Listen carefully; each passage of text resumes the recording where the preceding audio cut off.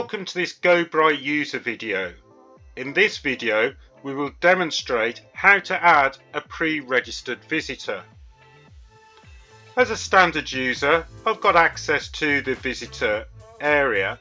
Then I can see when I've got my visitors coming into the office at a particular date range. I've also got access to add a pre-registration. So this is away from any meeting invitations. This is purely a visitor coming in to see me. So I'm going to add a pre-registration.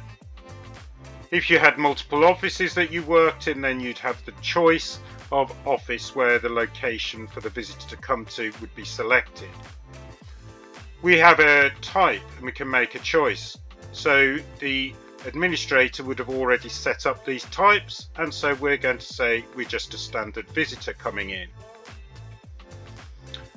We can choose the date that the visitor is actually coming into the office, so we'll say they're coming in on that day, and there's a particular start time.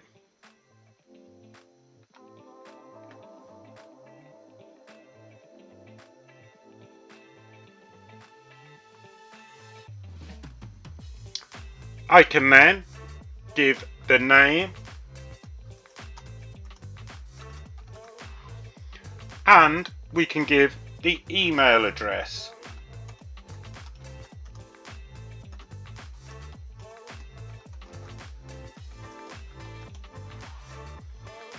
That's all the default information that we need to give. We could give an options for phone numbers, company name and license plate, but for now that's all the default we need.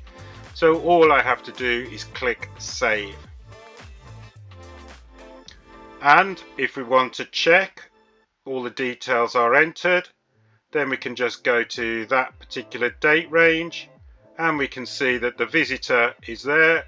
I'm the host, and we can see the visitor's name, then the location they're coming in, and at the time they're expected in as well.